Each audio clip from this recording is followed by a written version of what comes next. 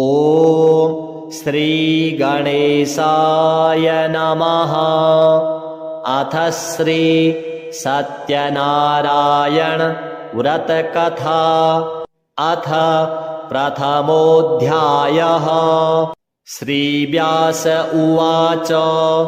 एकदा नैमिषारण्ये ऋषयः शौनकादयः पप्रच्छुरमुनयः सर्वे सूतं पौराणिकं खलु। ऋषयः ऊचुः व्रतेन तपसा किं वा प्राप्यते वाञ्छितं फलं। तत्सर्वं श्रोतुमिच्छामः कथयस्व महामुने। सूत उवाच। नारदेनैव सम्पृष्टो भगवान् कमलापतिः सुरर्षये यथैवाह तच्छृणुध्वं समाहिताः। एकदा नारदो योगी परानुग्रहकाङ्क्षया पर्यटन् विविधान् लोकान् मर्त्यलोकमुपागतः। ततो दृष्ट्वा जनान् सर्वान् नानाक्लेशसमन्वितान् नानायोनिसमुत्पन्नान् क्लिश्यमानान् स्वकर्मभिः केनोपायेन चैतेषां दुःखनाशो भवेद्ध्रुवा इति सञ्चिन्त्य मनसा विष्णुलोकं गतस्तदा। तत्र नारायणं देवं शुक्लवर्णं चतुर्भुजां शङ्खचक्रगदापद्म वनमाला विभूषितां दृष्ट्वा तं देवदेवेशं स्तोतुं समुपचक्रमे। नारद उवाच। नमो वाङ्मनसातीत रूपायानन्तशक्तये आदिमध्यान्तहीनाय निर्गुणाय गुणात्मने सर्वेषाम् आदिभूताय भक्तानाम् आर्तिनाशिने। श्रुत्वा स्तोत्रं ततो विष्णुर्नारदं प्रत्यभाषत। श्रीभगवानुवाच। किमर्थम् आगतोऽसि त्वं किं ते मनसि वर्तते कथयस्व महाभाग तत्सर्वं कथयामि ते। नारद उवाच। मर्त्यलोके जनाः सर्वे नानाक्लेशसमन्विताः नानायोनिसमुत्पन्नाः पच्यन्ते पापकर्मभिः।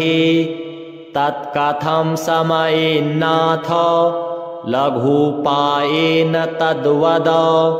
श्रोतुमिच्छामि तत्सर्वं कृपास्ति यदि ते मयि। श्रीभगवानुवाच। साधु पृष्टं त्वया वत्स लोकानुग्रहकाङ्क्षया यत्कृत्वा मुच्यते मोहात् तच्छृणुष्व वदामि ते। व्रतमस्ति महत्पुण्यं स्वर्गे मर्त्ये च दुर्लभं तव स्नेहान्मया वत्स प्रकाशः क्रियते धुना। सत्यनारायणस्येव व्रतं सम्यक् विधानतः कृत्वा सद्यः सुखं भुक्त्वा परत्र मोक्षमाप्नुयात्। तच्छ्रुत्वा भगवद्वाक्यं नारदो मुनिरब्रवीत्। नारद उवाच। किं फलं किं विधानं च कृतं केनैव तद्व्रतं तत्सर्वं विस्तराद् ब्रूहि कदा कार्यं व्रतं प्रभो। श्रीभगवानुवाच। दुःखशोकादिशमनं धनधान्यप्रवर्धनं सौभाग्यसन्ततिकरं सर्वत्र विजयप्रदं यस्मिन् कस्मिन् दिने मर्त्यो भक्तिश्रद्धासमन्वितः सत्यनारायणं देवं यजेच्चैव निशामुखे ब्राह्मणैर्बान्धवैश्चैव सहितो धर्मतत्परः नैवेद्यं भक्तितो दद्यात् सपादं भक्ष्यमुत्तमं रम्भाफलं घृतं क्षीरं गोधूमस्य च चूर्णकम् अभावे शालिचूर्णं वा शर्करा वा गुडस्तथा सपादं सर्वभक्ष्याणि चैकीकृत्य निवेदयेत् विप्राय दक्षिणां दद्यात् कथां श्रुत्वा जनैः सह ततश्च बन्धुभिः सार्धं विप्रांश्च प्रतिभोजयेत् प्रसादं भक्षयेद् भक्त्या नृत्यगीतादिकं चरेत् ततश्च स्वगृहं गच्छेत् सत्यनारायणं स्मरन् एवं कृते मनुष्याणां वाञ्छासिद्धिर्भवेद्ध्रुवा विशेषतः कलियुगे लघूपायोऽस्ति भूतले श्री सत्यनारायण देवार्पणमस्तु। अथ द्वितीयोऽध्यायः। सूत उवाच अथान्यत् सम्प्रवक्ष्यामि कृतं येन पुरा द्विजाः कश्चित् काशीपुरे रम्ये ह्यासीद् विप्रोति निर्धनः क्षुत्रिभ्यां व्याकुलो भूत्वा नित्यं बभ्राम भूतले दुःखितं ब्राह्मणं दृष्ट्वा भगवान् ब्राह्मणप्रियः वृद्धब्राह्मणरूपस्तं पप्रच्छ द्विजमादरात् किमर्थं भ्रमसे विप्र महीं नित्यं सुदुःखितः तत्सर्वं श्रोतुमिच्छामि कथ्यतां द्विजसत्तमा। ब्राह्मण उवाच ब्राह्मणोऽति दरिद्रोऽहं भिक्षार्थं वै भ्रमे महीं उपायं यदि जानासि कृपया कथय प्रभो। वृद्धब्राह्मण उवाच सत्यनारायणो विष्णुर्वाञ्छितार्थफलप्रदः तस्य त्वं पूजनं विप्र कुरुष्व व्रतमुत्तमं यत्कृत्वा सर्वदुःखेभ्यो मुक्तो भवति मानवः। विधानं च व्रतस्यापि विप्राया भाष्य यत्नतः सत्यनारायणो वृद्धस्तत्रैवान्तरधीयत तद्व्रतं संकरिष्यामि यदुक्तं ब्राह्मणेन वै इति संचिन्त्य विप्रोऽसौ रात्रौ निद्रा न लब्धवान् ततः प्रातः समुत्थाय सत्यनारायणव्रतं करिष्य इति संकल्प्य भिक्षार्थमगमद्विजः। तस्मिन्नेव दिने विप्रः प्रचुरं द्रव्यमाप्तवान् तेनैव बन्धुभिः सार्धं सत्यस्य व्रतमाचरत् सर्वदुःखविनिर्मुक्तः सर्वसम्पत्समन्वितः बभूव स द्विजश्रेष्ठो व्रतस्यास्य प्रभावतः। ततः प्रभृतिकालं च मासि मासि व्रतं कृतम् एवं नारायणस्येदं व्रतं कृत्वा द्विजोत्तमः सर्वपापविनिर्मुक्तो दुर्लभं मोक्षमाप्तवान्। व्रतमस्य यदा विप्र पृथिव्यां संकरिष्यति तदेव सर्वदुःखं तु मनुजस्य विनश्यति। एवं नारायणेनोक्तं नारदाय महात्मने मया तत्कथितं विप्राः किमन्यत् कथयामि वः। ऋषयः ऊचुः तस्माद् विप्राच्छ्रुतं केन पृथिव्यां चरितं मुने तत्सर्वं श्रोतुमिच्छामः श्रद्धास्माकं प्रजायते। सूत उवाच शृणुध्वं मुनयः सर्वे व्रतं येन कृतं भुवि एकदा स द्विजवरो यथा विभव विस्तरैः बन्धुभिः स्वजनैः सार्धं व्रतं कर्तुं समुद्यतः। एतस्मिन्नन्तरे काले काष्ठक्रेता समागमत् बहिः काष्ठं च संस्थाप्य विप्रस्य गृहमाययौ तृष्णाया पीडितात्मा च दृष्ट्वा विप्रं कृतं व्रतं प्रणिपत्य द्विजं प्राह किमिदं क्रियते त्वया कृते किं फलमाप्नोति विस्तराद् वद मे प्रभो।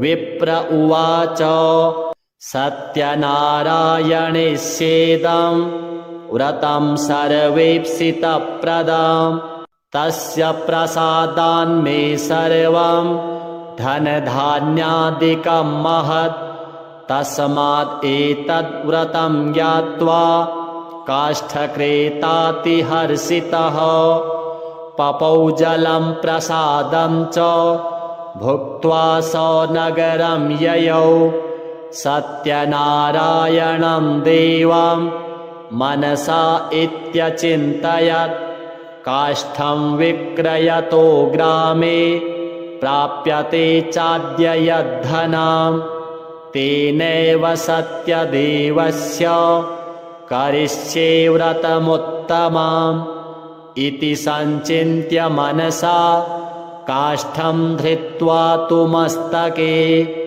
जगाम नगरे रम्ये धनिनां यत्र संस्थितिः तद्दिने काष्ठमूल्यं च द्विगुणं प्राप्तवानसौ ततः प्रसन्नहृदयः सुपक्वं कदलीफलं शर्कराघृतदुग्धं च गोधूमस्य च चूर्णकं कृत्वैकत्र सपादं च गृहीत्वा स्वगृहं ययौ ततो बन्धून् समाहूय चकार विधिना व्रतम् तद्व्रतस्य प्रभावेण धनपुत्रान्वितोऽभवत् इह लोके सुखं भुक्त्वा चान्ते सत्यपुरं ययौ।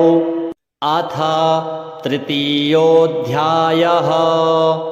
सूत उवाच पुनरग्रे प्रवक्ष्यामि शृणुध्वं मुनिसत्तमाः पुरा चोल्कामुखो नाम नृपश्चासीन्महामतिः जितेन्द्रियः सत्यवादी ययौ देवालयं प्रति दिने दिने धनं दत्त्वा द्विजान् सन्तोषयत् सुधीः भार्या तस्य प्रमुग्धा च सरोजवदना सती भद्रशीला नदीतीरे सत्यस्य व्रतमाचरत् एतस्मिन्नन्तरे तत्र साधुरेकः समागतः वाणिज्यार्थं बहुधनैः अनेकैः परिपूरितः नावं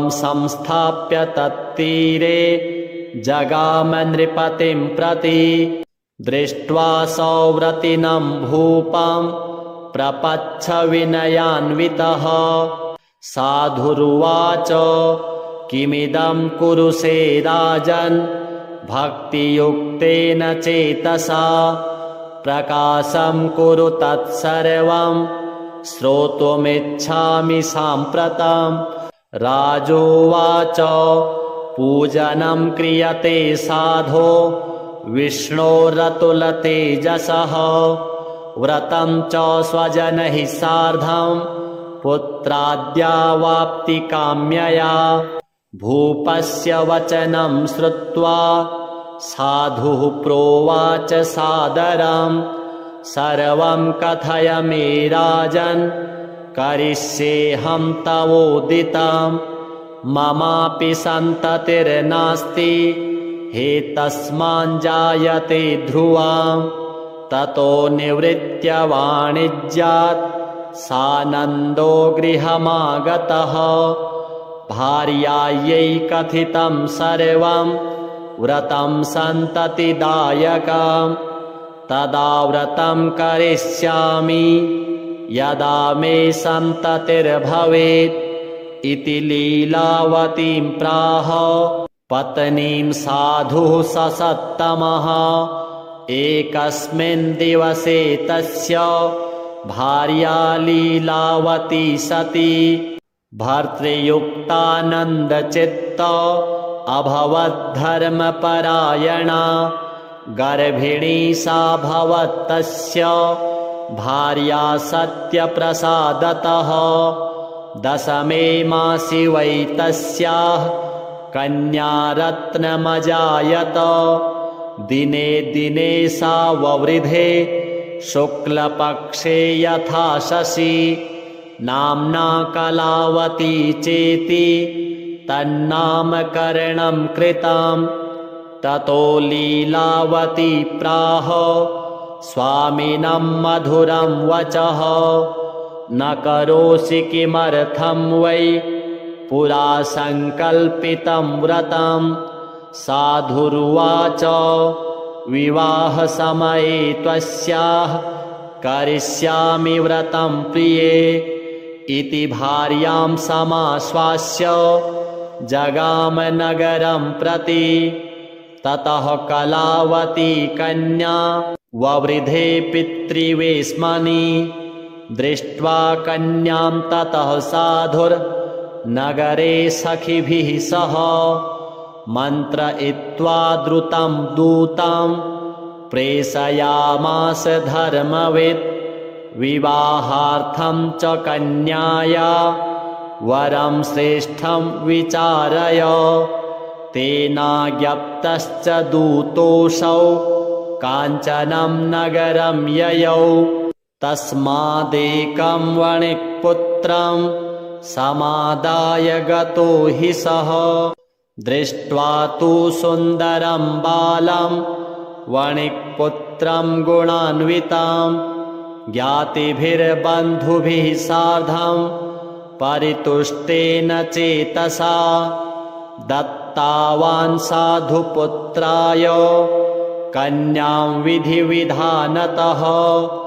ततो भाग्यवशात् तेन विस्मृतं व्रतमुत्तमं विवाहसमये तस्यास्तेन रुष्टो भवत्प्रभुः। ततः कालेन नियतो निजकर्मविशारदः वाणिज्यार्थं ततः शीघ्रं जामातृसहितो वणिक् रत्नसारपुरे रम्ये गत्वा सिन्धुसमीपतः वाणिज्यमकरोत्साधुर्जामात्रा श्रीमता सह। तौ गतौ नगरे रम्ये चन्द्रकेतोर्नृपस्य च। एतस्मिन्नेव काले तु सत्यनारायणः प्रभुः भ्रष्टप्रतिज्ञमालोक्य शापं तस्मै प्रदत्तवान्। दारुणं कठिनं चास्य महद्दुःखं भविष्यति। एकस्मिन् दिवसे राज्ञो धनमादाय तस्करः तत्रैव चागतश्चौरो वणिजौ यत्र संस्थितौ तत्पश्चाद्धावकान् दूतान् दृष्ट्वा भीतेन चेतसा धनं संस्थाप्य तत्रैव स तु शीघ्रमलक्षितः ततो दूताः समायाता यत्रास्ते सञ्जनो वणिक् दृष्ट्वा नृपधनं तत्र बद्धानीतौ वणिक्षुतौ हर्षेण धावमानाश्च प्रोचुर्नृपसमीपतः तस्करौ द्वौ समानीतौ विलोक्याज्ञापय प्रभो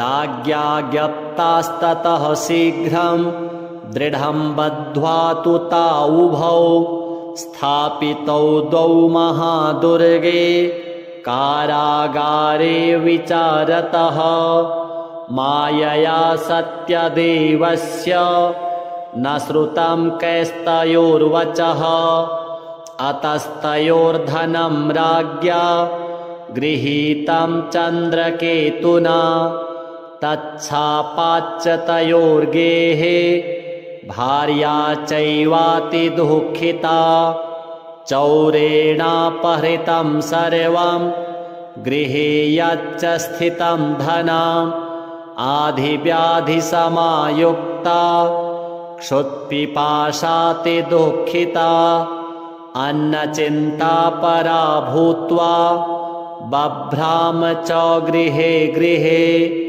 कलावती तु कन्यापि बभ्राम प्रतिवासरम् एकस्मिन् दिवसे याता क्षुधार्था द्विजमन्दिरम् गत्वा पश्यद्व्रतं तत्र सत्यनारायणस्य च उपविश्य कथां श्रुत्वा वरं प्रार्थितवत्यपि प्रसादभक्षणं कृत्वा ययौ रात्रौ गृहं प्रति माता कलावतीं कन्यां कथयामास प्रेमतः पुत्री रात्रौ स्थिता कुत्र किं ते मनसि वर्तते कन्या कलावती प्राह मातरं प्रति सत्वरं द्विजालये व्रतं मातर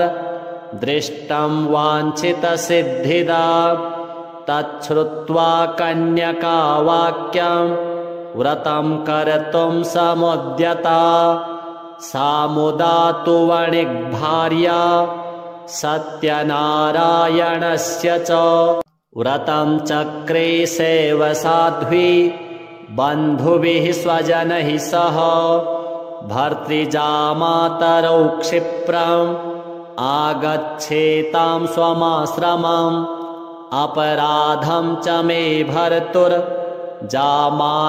क्षन्तुमर्हसि व्रतेनानेन तुष्टोऽसौ सत्यनारायणः पुनः दर्शयामास स्वप्नं हि चन्द्रकेतुं नृपोत्तमां बन्दिनौ मोचय प्रातर्वणिजौ नृपसत्तमा देयं धनं च तत्सर्वं गृहीतं यत्त्वयाधुना नो चेत् त्वां नाशयिष्यामि सराज्यधनपुत्रकाम् एवमाभास्य राजानं ध्यानगम्यो भवत्प्रभुः ततः प्रभातसमये राजा च स्वजनैः सह उपविश्य सभामध्ये प्राह स्वप्नं जनं प्रति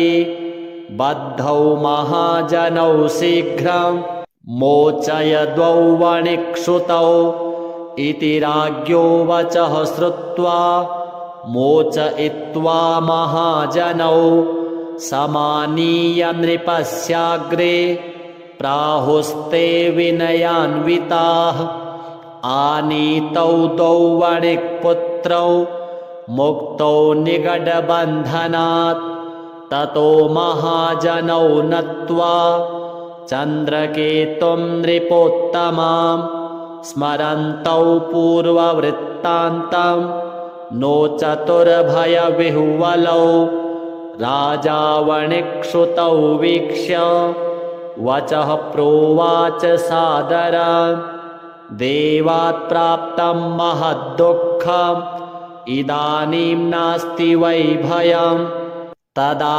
निगडसन्त्यागं क्षौरकर्माद्यकारयत् वस्त्रालङ्कारकं दत्त्वा परितोष्य नृपश्च तौ पुरस्कृत्य वणिक्पुत्रौ वचसा तोषयद्भृशा पुरानीतं तु यद्द्रव्यं द्विगुणीकृत्य दत्तवान् प्रोवाच च ततो राजा गच्छ साधो निजाश्रमां राजानं प्रणिपत्याह गन्तव्यं त्वत्प्रसादतः इत्युक्त्वा तौ महावैश्यौ जग्मतुः स्वगृहं प्रति। अथ चतुर्थोऽध्यायः। सूत उवाच यात्रां तु कृतवान् साधुर्मङ्गलायनपूर्विकां ब्राह्मणेभ्यो धनं दत्त्वा तदा तु नगरं ययौ कियद्दूरे गते साधो सत्यनारायणः प्रभुः जिज्ञासां कृतवान् साधौ किमस्ति तव नौ स्थितं ततो महाजनौ मत्तौ हेलया च प्रहस्य वै कथं पृच्छसि भो दण्डिन् मुद्रां नेतुं किमिच्छसि लतापत्रादिकं चैव वर्तते तरणौ मम निष्ठुरं च वचः श्रुत्वा सत्यं भवतु ते वचः एवमुक्त्वा गतः शीघ्रं दण्डितस्य समीपतः कियद्दूरे ततो गत्वा स्थितः सिन्धुसमीपतः गते दण्डिनि साधुश्च कृतनित्यक्रियस्तदा उत्थितां तरणीं दृष्ट्वा विस्मयं परमं ययौ दृष्ट्वा लतादिकं चैव मूर्छितो न्यपतद्भुवि लब्धसंज्ञो वणिक्पुत्रस्ततश्चिन्तान्वितोऽभवत् तदा तु दुहितुः कान्तो वचनं चेदमब्रवीत् किमर्थं क्रियते शोकः शापो दत्तश्च दण्डिना शक्यते तेन सर्वं हि कर्तुं चात्र न संशयः अतस्तच्छरणं यामो वाञ्छतार्थो भविष्यति जामातुर्वचनं श्रुत्वा तत्सकाशं गतस्तदा दृष्ट्वा च दण्डिनं भक्त्या नत्वा प्रोवाच सादरं क्षमस्व चापराधं मे यदुक्तं तव सन्निधौ एवं पुनः पुनर्नत्वा महाशोकाकुलोऽभवत् प्रोवाच वचनं दण्डी विलपन्तं विलोक्य च मारोदिः शृणु मद्वाक्यं मम पूजा बहिर्मुखः ममाज्ञया च दुर्बुद्धे लब्धं दुःखं मुहुर्मुहुः तच्छ्रुत्वा भगवद्वाक्यं स्तुतिं कर्तुं समुद्यतः साधुरुवाच त्वन्मायामोहिताः सर्वे ब्रह्माद्यास्त्रिदिवौकसः न जानन्ति गुणान् रूपं तवाश्चर्यमिदं प्रभो मूढोऽहं त्वां कथं जाने मोहितस्तव मायया प्रसीद पूजयिष्यामि यथा विभवविस्तरैः पुरावित्तं च तत्सर्वं त्राहि मां शरणागतं श्रुत्वा भक्तियुतं वाक्यं परितुष्टो जनार्दनः वरं च वाञ्छितं दत्त्वा तत्रैवान्तर्दधे हरिः ततो नावं समारुह्य दृष्ट्वा वित्तप्रपूरितां कृपया सत्यदेवस्य सफलं वाञ्छितं मम इत्युक्त्वा स्वजनैः सार्धं पूजां कृत्वा यथाविधि हर्षेण चाभवत्पूर्णः सत्यदेव प्रसादतः नावं संयोज्य यत्नेन स्वदेशगमनं कृतं साधुर्जामातरं प्राह पश्य रत्नपुरीं मम दूतं च प्रेषयामास निजवित्तस्य रक्षकं ततोऽसौ नगरं गत्वा साधुभार्यां विलोक्य च प्रोवाच वाञ्छितं वाक्यं नत्वा बद्धाञ्जलिस्तदा निकटे नगरस्यैव जामात्रा सहितो वणिक् आगतो बन्धुवर्गैश्च वित्तैश्च बहुभिर्युतः श्रुत्वा दूतमुखाद्वाक्यं महाहर्षवती सती सत्यपूजां ततः कृत्वा प्रोवाच तनुजां प्रति व्रजामि शीघ्रमागच्छ साधुसन्दर्शनाय च इति मातृवचः श्रुत्वा व्रतं कृत्वा समाप्य च प्रसादं च परित्यज्य गतां सापि पतिं प्रति तेन रुष्टाः सत्यदेवो भर्तारं तरणिं तथा संहृत्य च धनैः सार्धं जले तस्यावमज्जयत् ततः कलावती कन्या न विलोक्य निजं पतिं शोकेन महता तत्र रुदन्ती चापतद्भुवि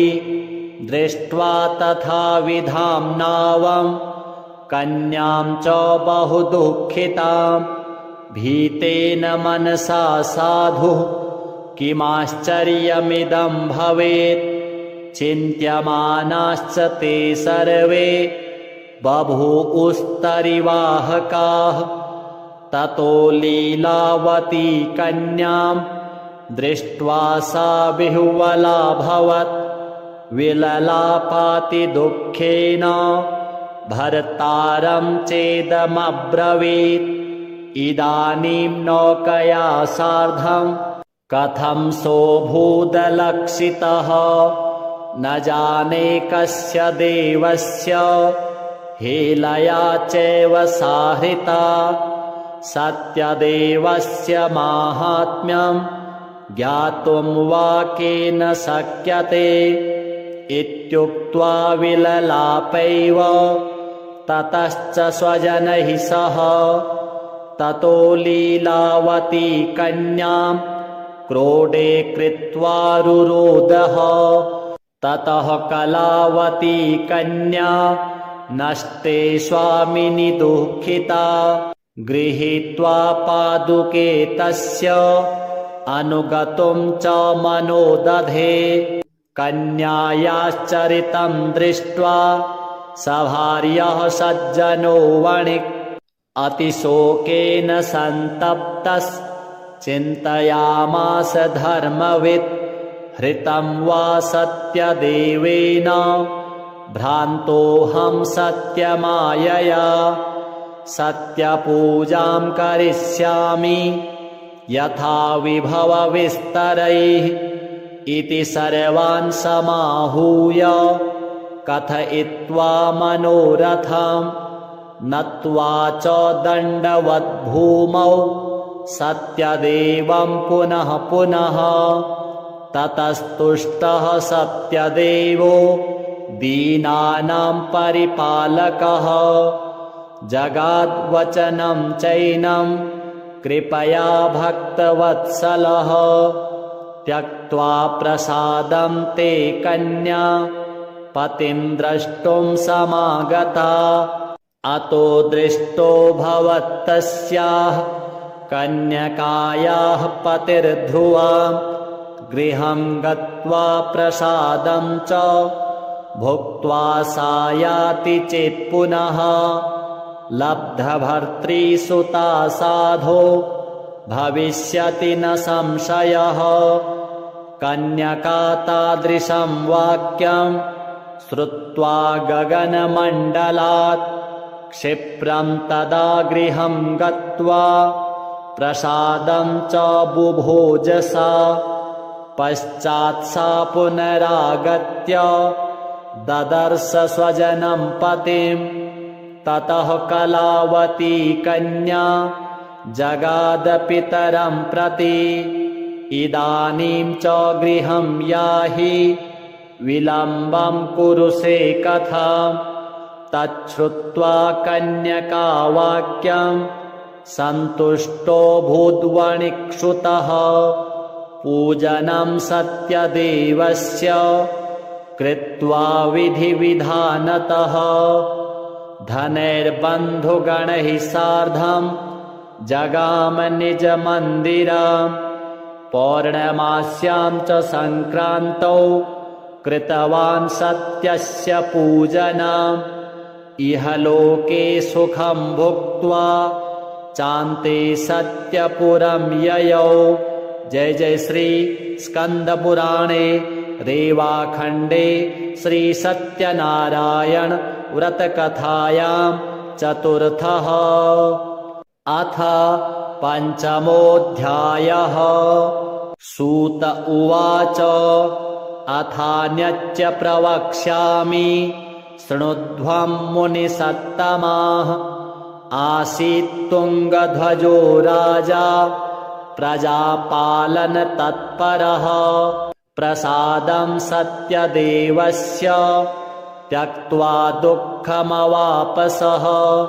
एकदा सौवनं गत्वा हत्वा बहुविधान् पशून् आगत्य वटमूलं च दृष्ट्वा सत्यस्य पूजनं गोपाः कुर्वन्ति सन्तुष्टा भक्तियुक्ताः सबान्धवाः।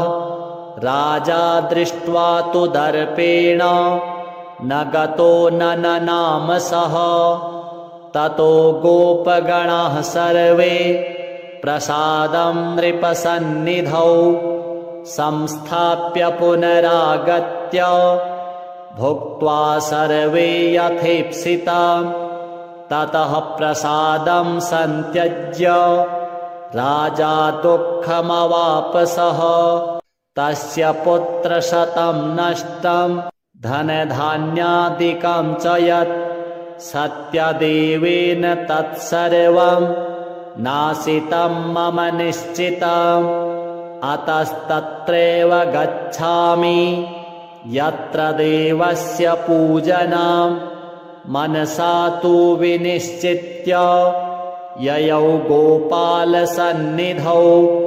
ततोऽसौ सत्यदेवस्य पूजां गोपगणैः सह भक्तिश्रद्धान्वितो भूत्वा चकार विधिना नृपः।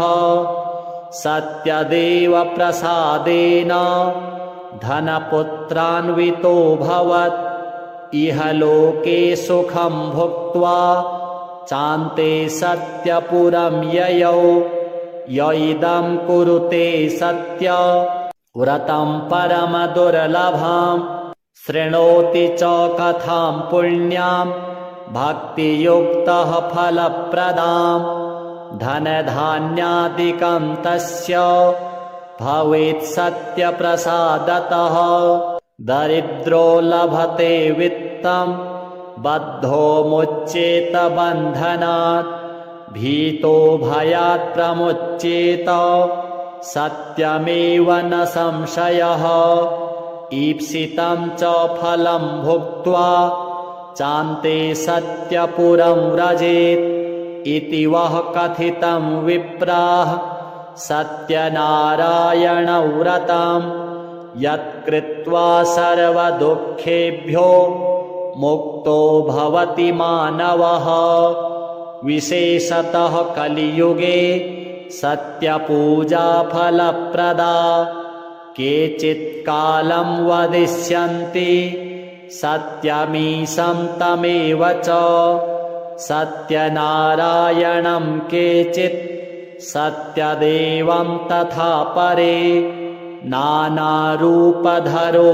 भूत्वा सर्वेषाम् ईप्सितप्रदा भविष्यति कलौ सत्य व्रतरूपी सनातनः श्रीविष्णुना धृतं रूपं सर्वेषाम् ईप्सितप्रदं य इदं पठते नित्यं शृणोति मुनिसत्तमाः तस्य नश्यन्ति पापानि सत्यदेव प्रसादतः व्रतं यस्तु कृतं पूर्वं सत्यनारायणस्य च तेषां त्वपरजन्मानि कथयामि मुनीश्वराः सतानन्दो महाप्राज्ञः सुदामा ब्रह्मणो ह्यभूत् तस्मिन् जन्मनि श्रीकृष्णं ध्यात्वा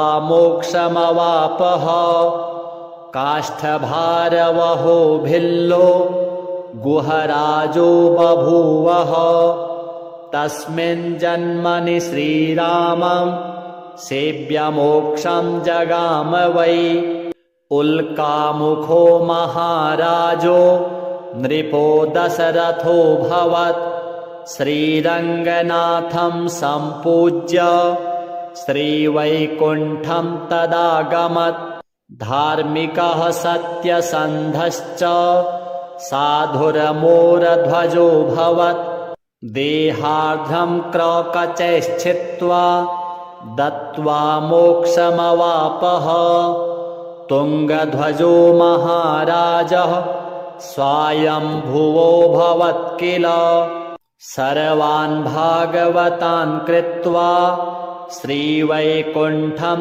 तदागमत् भूत्वा गोपाश्च ते सर्वे व्रजमण्डलवासिनः निहत्य राक्षसान् सर्वान् गोलोकं तु तदा ययुः जय जय श्री स्कंदपुराणे रेवाखण्डे श्री सत्यनारायण व्रतकथायां पंचमः श्री सत्यनारायण देवार्पणमस्तु।